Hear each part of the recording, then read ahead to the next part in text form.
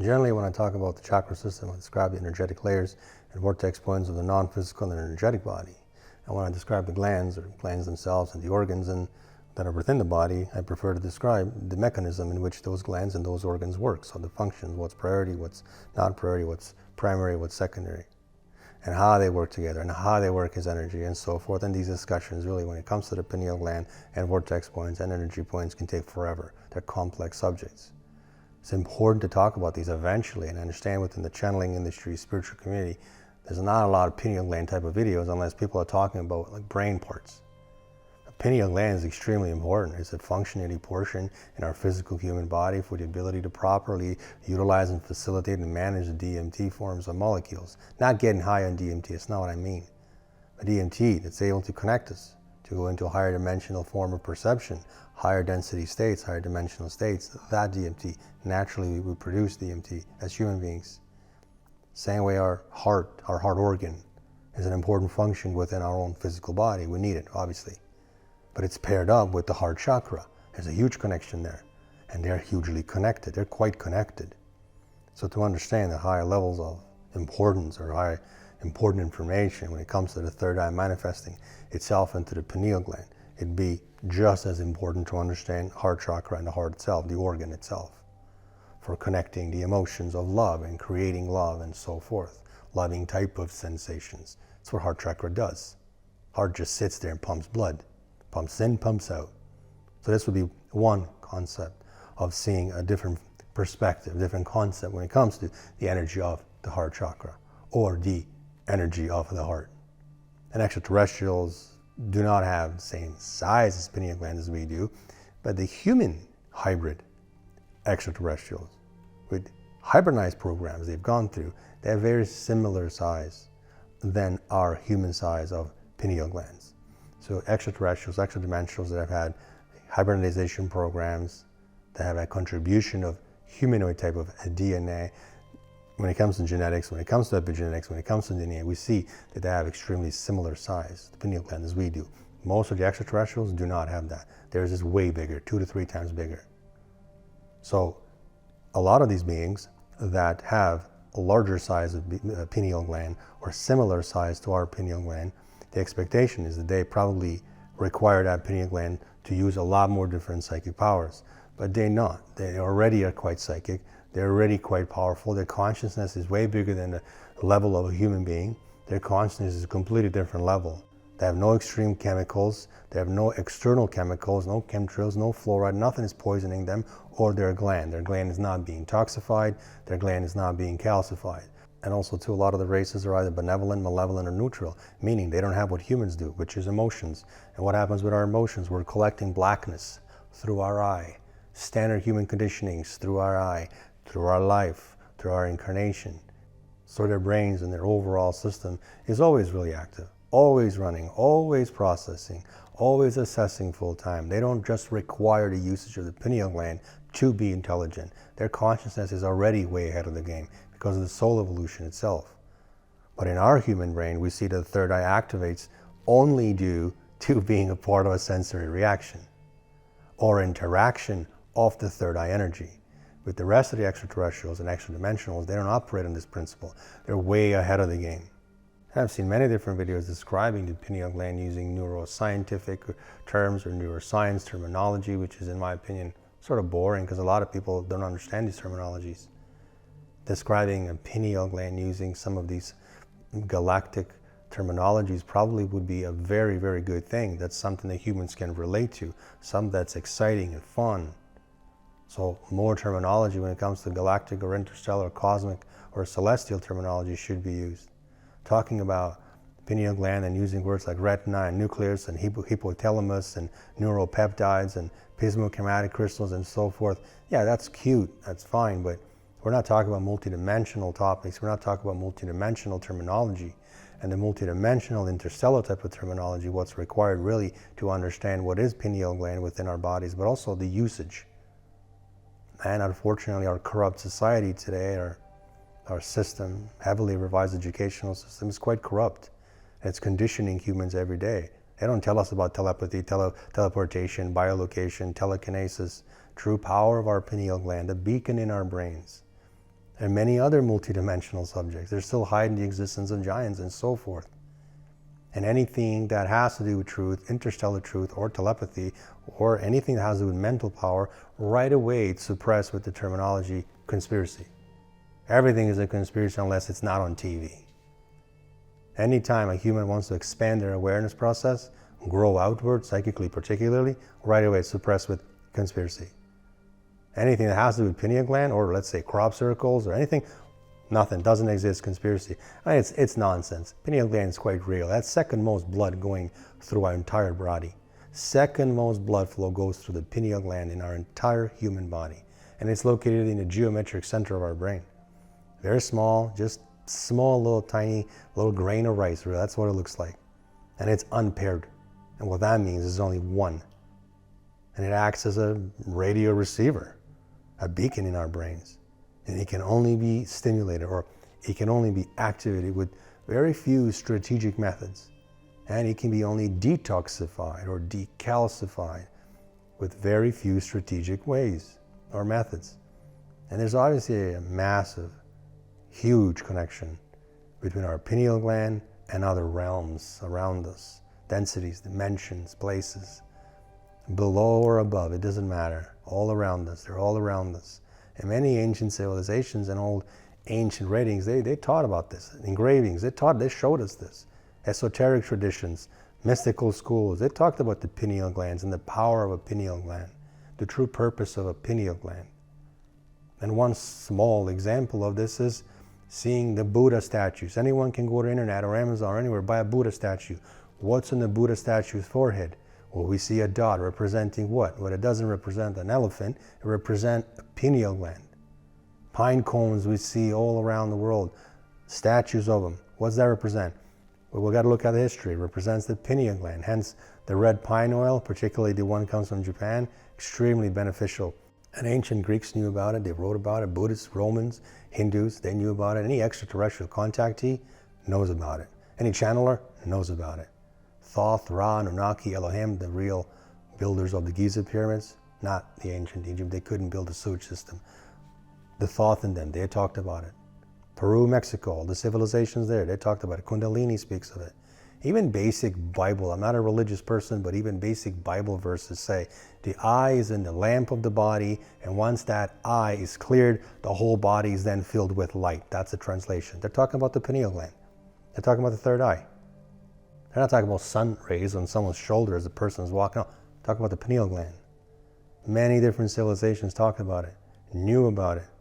How did they know the exact location of the pineal gland? This is the question. How did they know back then? Primitive, right? Back then. How did they know what a gland even is? How did they know where it's located? How did they know the retinal tissue? How did they know these things? They knew it. Why are there gigantic statues all around the world showing pine cones? Numerous temples in India, China, Thailand, and so forth, talking about pine cones, depicting pine cones. There's one in the Vatican, right outside. How did they know that? Well, they probably got that information from somewhere. We didn't come from monkeys. We didn't come from some bing bang nonsense theory. Why is there a pine cone outside of the Vatican is a great question for all Christians. Why was fluoride added to all the water around the world? What truly happens when a light enters our eyes and travels back to the pineal gland? Great question. And does the pineal gland have anything to do with dopamine? Or better yet, DMT? Why did Hitler and Stalin in the early stages of World War II add fluoride to the water and then added fluoride to the diet of innocent prisoners in the war, in the concentration camps? Is that true? Well, I think these are a lot of questions. These are a lot of different concepts. These are questions that should be researched, obviously not using a standard internet search engine. We're not going to get any answers there because of the censorship and suppression of information. And when it comes to brainwaves and so forth, this is a great topic. Dr. Joseph Dispenza is a genius in this, Greg Braden, a bunch of different folks. That GABA brainwave and so forth, we see that anytime a person experiences a sensory experience itself without their senses even being used, that the vision at that time, the person experiences, that the person sees, is not some dream, is not some accidental dream or some snippet of a dream. This isn't anything to do with astral. The person, in fact, is experiencing this in a completely different realm, completely different dimension, by opening up the door to higher densities, higher realms, higher dimensional places, densities of space and time. Meaning when this brain receiver, we call it pineal gland, I call it a beacon, but when the brain receiver, pineal gland itself, these tiny little micro, small, miniature little crystals called calcite crystals, when they activate, we're like packed as sardines in a little can. When they start vibrating and moving around and they start fully functioning, well then the beacon itself, or the receiver, the antenna, which ultimately receives higher dosages of strong melatonin and higher dosages of, ultimately creating high dosages of DMT, they started to get created. And what then occurs is that this person starts to experience different type of densities, dimensions, realms, space of time, worlds, complex geometric type of patterns and shapes that are not really part of our human life. They're not part of our everyday third density life here on Earth, but they start experiencing these things. They encounter spiritual beings, a variety of different beings that don't look like human, and other mystical interdimensional realities and so forth.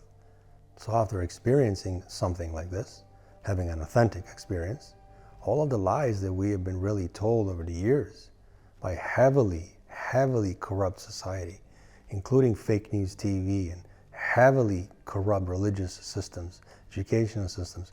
But then we look at these lies and say, wait a minute, everything they said is not true. I've just experienced something else. And any person can clearly understand, that's in the spiritual community at least, we didn't come from any monkeys, we didn't come from Big Bang theories and nonsense like that, nor is our DNA stupid, dumb pig, banana DNA, and so forth. There are billions and billions of different universes around our universe. The little galaxy that we live in, there's different galaxies and so forth, different portals, civilizations, races, dimensional locations, different realities, parallel universes. I mean, these things are extremely real. Pineal gland plays a part to connecting to some of these things. And pineal gland is very sensitive to some things. Light, sun. Sun is extremely good for pineal gland. Well, I think sun's great for a lot of different things. The frequency of the light. The frequency of the light is recognized and acknowledged by the optic nerve within our own brains, within our own heads.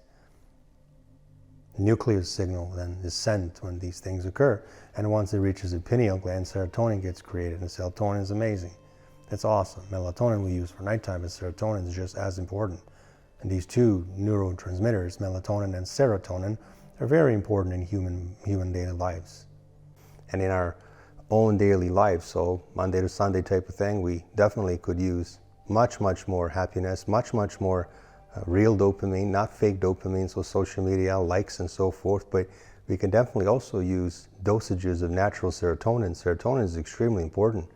And the production of serotonin is heavily responsible by the pineal gland. Oh God, absolutely.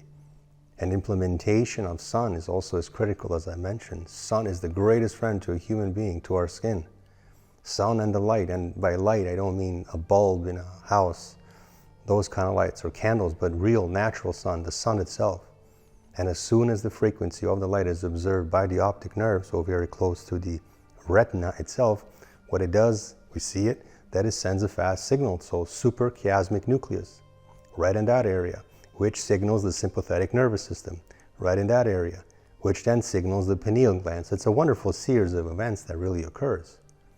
And this series of events produces serotonin, and we use it daily in our awakened states, or our awakened everyday lives, which definitely during this awakened state, because of the serotonin, makes us aware, makes us alert, makes us conscious, and so forth. And serotonin is responsible for that. And serotonin ultimately produces beta waves, and so forth and so forth. So then on the flip side to serotonin, we have melatonin. So nighttime, sleep time, astral time, dream time, fun time. Astral is a richness. Astral is just a playtime field to have fun, not some inconvenient dream. So sleeping in a darkened room is amazing. But again, we have lack of light that a human will experience. And when that occurs, same process happens. Lack of light will create eventually small levels of melatonin, so nighttime magic type of neurotransmitter really. And sleeping in total darkened rooms is excellent, or As I say, preferable, I sleep in completely electronic free and dark and black room with earplugs, so that way there's no interruptions with my sleep. But taking small dosages also of natural herbs or natural supplements of melatonin is excellent, great. I mean, everyone can recommend that, everyone does recommend that, and it works wonderfully. And melatonin gets created as well as it gets increased as we go from the beta state to alpha state to theta state to delta state. And delta state is the last stage. So we eventually hit that most deepest, most beautiful, deep, restful sleep state, which is called delta.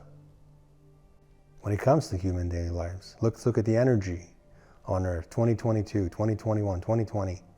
A lot of people are waking up, awakening, going through the awakening. They're experiencing beings from different dimensions and realities and so forth. Many channelers are coming to the stage, and we see that the pineal gland and third eye and so forth is certainly responsible for this. And 3D density or pineal gland have a huge connection. Massive, massive connection. Because we can experience many different planes of dimensions and densities by utilizing our third eye and pineal gland. We're not just some body, some physical human body that came here as a coincidence. We're just part of our incarnation process. We have a soul that's within us. Our body occupies and surrounds that soul almost like a jacket. We are energy packed in this body. We wear this body in this incarnation. So this massive amount of energy organizes itself into chakras or chakra systems. There's two sets, meridians, as our chakras emit and receive energy 24/7, constantly, every day, even while we sleep. Chakras have a very specific purpose within our own system. They're vortex points, really. That's how I see them. And opening up these chakras, enabling telepathy, enabling our third eye energy, mental psychic network, detoxifying the pineal gland are critically important. But these things cannot be attained or obtained on the internet by signing up for some bullshit course, by some new age love, light, unicorn, and rainbow 5D ascension type of new age speaker. Pay me $100 or $200 and I'll teach you how to enable your telepathy. That's not true. Those are rigorous processes to enable higher percentages of telepathy. Elimination of fluoride would be step number 1. Aluminum, step number 2. Junk food, alcohol, drugs. Utilizing a high frequency diet, holistic diet, spiritually oriented diet, spiritual life, drama-free life, healthy life, lots of nature and sun. Tremendous amount of time in the nature, sleeping in extremely dark rooms, getting as much as sun as possible, watching the sunrise, watching the sunset. Those are basic human things we can do.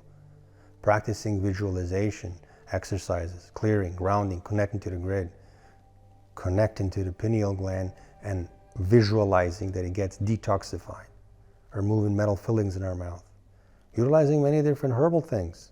Red needle pine oil is one. Energy follows awareness, and pineal gland needs light, needs sun. Our own consciousness is governed by light. Color of light changes our consciousness. That's a fact. Light comes into us via our eyes, our human 2 eyes, and travels back into the pineal gland. That's how it works. Humans need the sun. Sun is a good thing. Stop using sunscreen. So I see these pineal gland as just gland that does transmitting of the information, an advanced antenna inside of the geometric center of our brain that transmits the information. Our sun that we have above our earth stimulates the pineal gland and the overall growth and the activity of it. So yes, sun is extremely important. Getting lots of sun is extremely important. We desperately need the sun. We need this critically important energy, as the sun is our own internal and mental food that pineal gland desperately needs. So sun is a great friend. It should be looked at as a great friend. Our brains are not meant to stay in, our bodies are not meant to stay indoors. But our brains are also not just meant to be paused, not exercised, not pushed to the limit. We're constantly downloading, uploading, streaming, receiving, processing our information through the pineal gland, through our crown chakra and so forth. It needs to be detoxified and decalcified. That's number 1 step when it comes to pineal glands. And detoxifying it, decalcifying it is critical.